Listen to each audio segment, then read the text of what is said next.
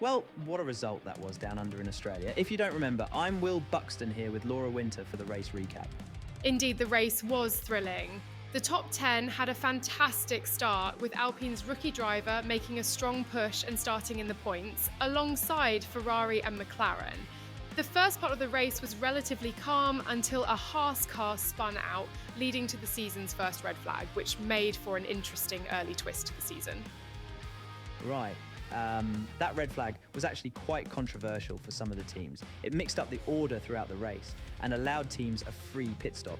Usually teams would be happy about it, but some still had to put up a fight, highlighting that Aston Martin was one of those teams who seems quite unhappy throughout the weekend.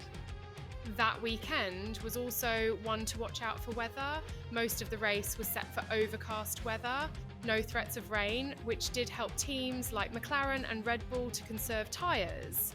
Max Verstappen once again on the top step of the podium for another race win on the season before we head to Sazuka, Japan. A warm welcome everybody from a venue that has seen plenty of sensational laps over the years. Remember Verstappen in 23, Vettel in 2019, some phenomenal pole laps. But whose will it be today?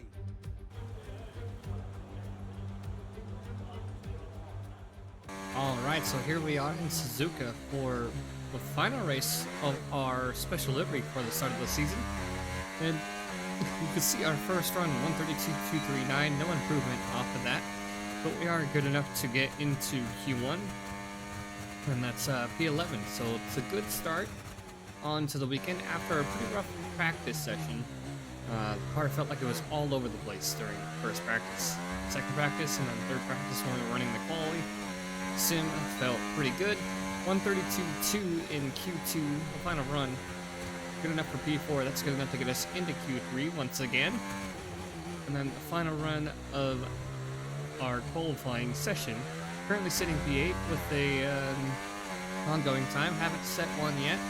And that's going to be good enough to hold on to P4. So 0.3 off the pace of Verstappen, I believe, or Norris in P2. No fewer than 12 world champions have been crowned at Suzuka, but who will be tasting glory today at the checkered flag?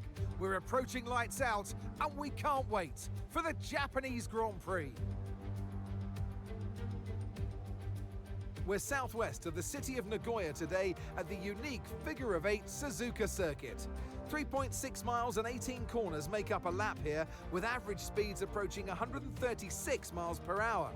DRS will be available, of course, into the potential passing opportunity at turn 1, although the best place for overtaking will be through 130R and into the final chicane.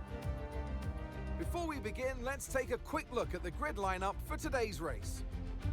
What a qualifying yesterday for George Russell. He'll start today's race from pole position, and Lando Norris lines up alongside. As we continue through the rest of the grid today, we have Verstappen, Johnson, Gasly, Tsunoda, Oscar Piastri, Fernando Alonso, Hamilton, Sainz, Leclerc, Hülkenberg, Sargent, Bottas, Stroll, Albon, Ricciardo, Joe, Magnussen, and Sergio Perez completes our grid. And now it's time to head down to the track. And alongside me today, a man who I'm always pleased to see join me in the commentary box, Anthony Davidson. I know what we've got to do before the start of today's race, but what about our driver? What do the final hours look like for them? Well, for them, you've got your pre-race rituals that you go through. You see different drivers that, some have got their headphones on, they're listening to the music. Some drivers really absorb the energy from the crowd and they're there waving to them. Other drivers, they go within themselves. They chat to their engineers, absorbing that information, that vital information that you need to carry you through the race. And, those pre-race rituals are essential to making things systematic. We do a lot of Grand Prix in a season, and the more systematic you can be, the easier you are within that environment. Strong qualifying for both you and Gasly yesterday. Those upgrades definitely help with a track like this, so keep up the pressure out there. Here we go then, the formation lap is underway and the track temperature looks warm, and that may or may not play into some of the team's hands in today's race.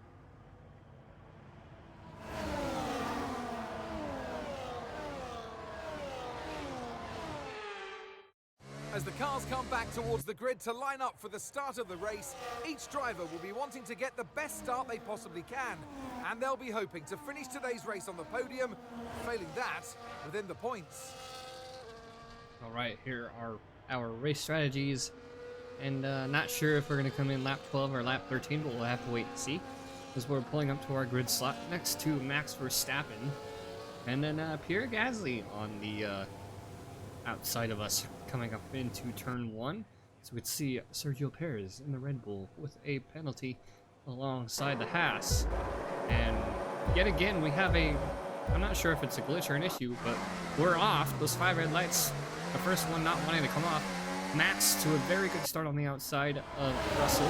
Gasly off to a better start than we did. So we're back down to P5 after losing position to Gasly. Gasly getting up into P3 to start out the first 2 corners, or 1 or 2 corners of the race. So P5, 3/10 coming through the S's, and Piastri close behind. So we're looking to try to stay the width of this front group and break away from the rest of the pack. Back end slipped out there, and our gap is basically going to increase from that point on. You can see already 7/10 back from P4, that is Russell. And Piastri still close behind, within 3/10 of us, as we're coming up to the hairpin. And yeah, so practice wasn't too bad. Just car has been all over the place because of the new handling. Affected to controller. I don't know how much it affected steering and pedals, but this definitely has affected the controller users on this game, as we saw that we were not really on the racing line coming through the double left-hander. As Piastri looks to make a move on the inside of 130R, but we cover him off, and a pretty strong first lap. Unfortunately, we're already about a second, 8/10 or so now, back and forth behind Russell. So DRS activated here on lap 2, but we're already out of DRS range for the top 4. You could see, I believe that's the Aston Martin of Alonso fending off Leclerc back there in P10. As we move on after Piastri tried to make another overtake attempt in turn 1. Lap 5 now is when Piastri is finally able to make a move. You can see him in the mirror trying to get up close and personal, coming through 130R.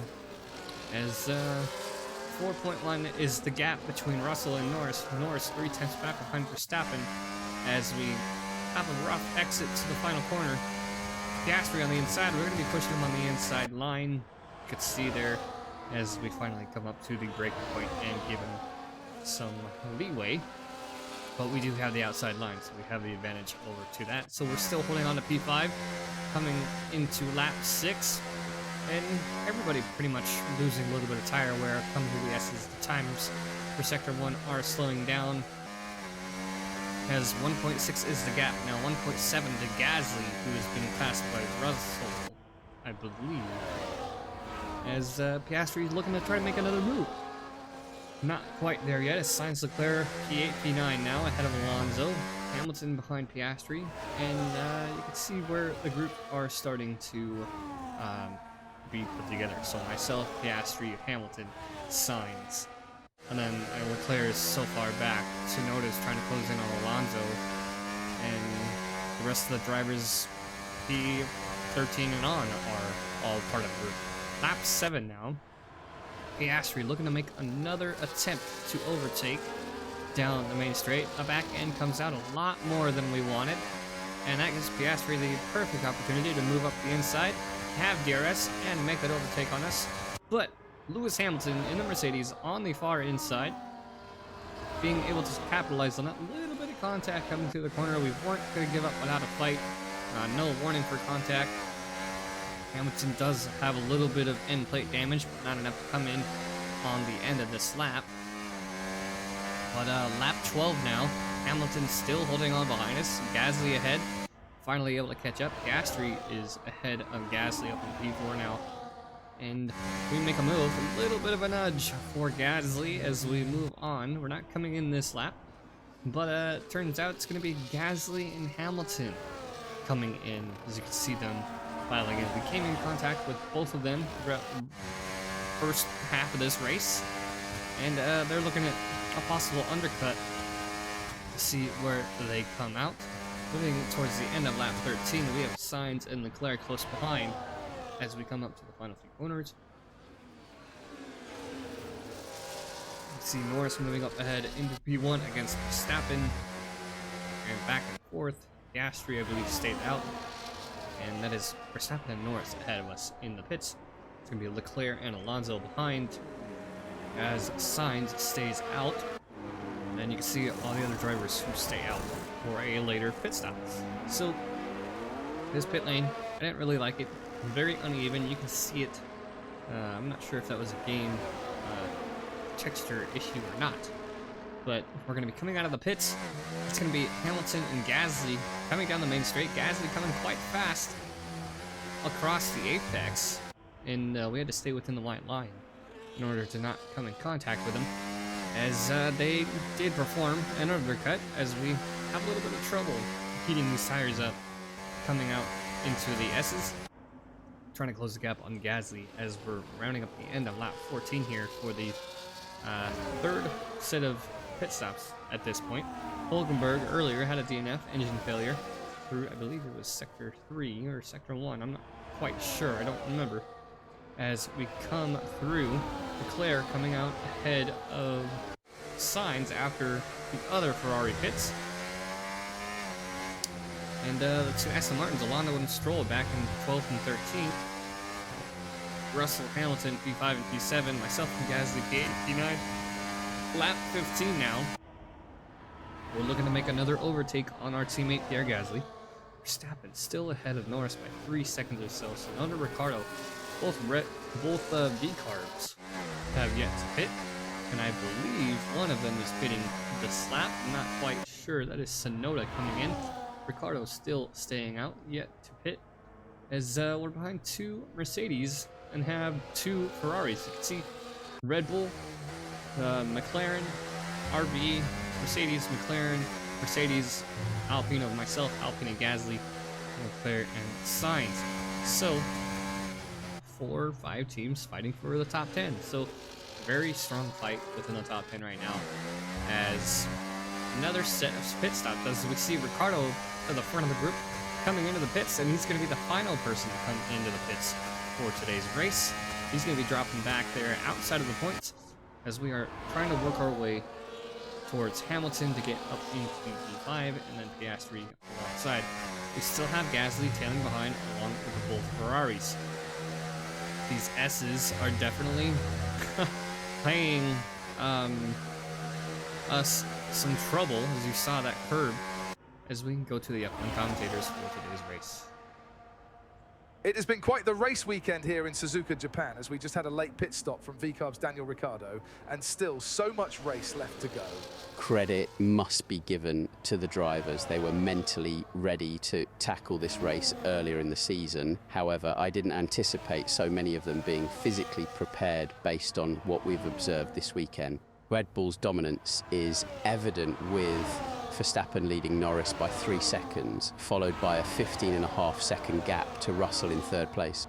I would like to point out the main battles currently unfolding in the race. Piastri, Hamilton and Johnson are closely grouped, poised to make their moves, while further back Gasly, Leclerc, Sainz and Alonso form another cluster, all vying for position. This demonstrates that the teams currently in the top 10 have dedicated effort to their setups and the upgrades observed on the cars during practice sessions. Of course, we have Ted Kravitz down at the pits to share some collected information on that. Indeed, Crofty, it's evident from the current standings that Alpine has introduced some new components for this race and the upcoming ones. However, they're not alone in implementing several upgrades. I'm currently at the Mercedes pit box, where I sought some insights from Toto, especially after observing their strong performance so far in the race. Well, Toto, what can you share with us about the team's strategies and objectives for the rest of the race? the plan coming into the weekend was to focus on the cars cornering, and having made changes to the body of the car, we are able to see some good results so far. As for the pit strategy, we were expecting an early stop, although both Lewis and George have been able to manage their tyres quite well during the first stint. We saw that you were able to get an undercut on one of the Alpines, even though their other one pitted the same time as one of your drivers. Can you reflect on that? Alpine seemed to be our biggest competitor this weekend after seeing the results for qualifying. Gasly is a great driver, and Johnson is another driver we didn't expect. So they have definitely put up a fight with both of our drivers today, but the team will push for a good result today. We'll be keeping an eye on Russell, who is currently in P3, and Hamilton, who is battling for 4th against Piastri. Meanwhile, Haas has had a less than stellar start to the season, finding themselves in the midfield in Australia. Down in the pits, we have Laura Winter with Ayao Komatsu. Well, Ayao, I understand Hulkenberg retired early in the race, but how is the team reacting to the performance, considering the team's best finish was previously in Australia last time out? The team is doing their best. The game plan shifted when I assumed the role of team principal. As I become more integrated with the team, I recognize capability and dedication. With Australia result, we've identified aspects of the car that need improvement. There's time left in the season to upgrade the vehicle, and I'm confident we'll see a number of points by the season's end. Thank you, Ayao, for sharing with us. I'm sure we will be getting some good results from the Haas drivers later on in the season. This has been an ongoing fight as we're watching over Sainz, Gasly and Alonso. Just how close they are to each other makes it questionable of who will come out in front both down the main straight and through 130R. The same goes for the other drivers just up ahead of them as we're nearing the end of lap 19. Still so much racing to go. All right, coming through. How about halfway on lap 20, you see Russell. He actually did retire at the end of lap 19 there in sector 3 before the chicane. That moves us up into P5 ahead of Leclerc. Gasly dropping down P7 behind Leclerc. And this fight's going to continue in lap 22. Hamilton ahead. Piastri and Norris, P2 and P3 respectively, as we're coming up for this double left-hander. Very tricky throughout this entire race, trying to stay on the racing line as best as possible. Get the power down as soon as possible coming through the downhill section to be able to keep up with Hamilton. And we're going to be dumping the battery to try to make a move on 130R. If you guys remember, we are leaving the battery to automatic, and we make it through. Hamilton gives away, coming through 130R. And we're up into P4 here on lap 22. So a very strong performance from us today. And Gasly is already back down to P8. As Alonso and Tsunoda round out the points finishers. And that's basically going to be it. We have Piastri about 7/10 ahead coming through this very fast sector 3, coming up to 130R. And that's trying to close in as best as possible as we still have Hamilton behind. Lando Norris looks like he's going to be the winner today here in Japan as we come through the final few corners. That's not going to be good enough for a podium. That's going to be good enough for P4.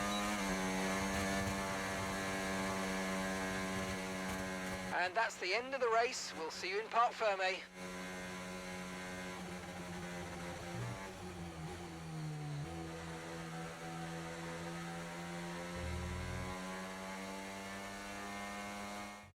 Here's the checkered flag, and our winner has landoed.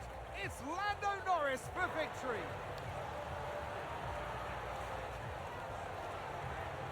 To witness such mastery of these conditions, these changeable conditions that we saw today, is very impressive indeed. So a huge congratulations to this driver for taking victory today.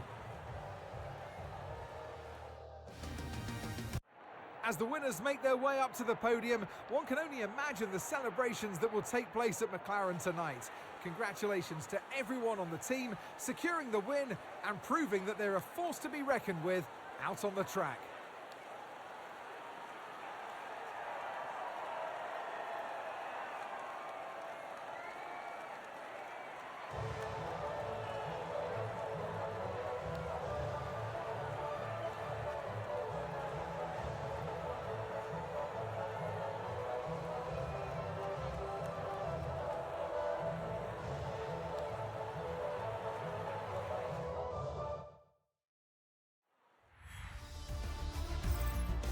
Well, that was certainly an exciting weekend of Formula One.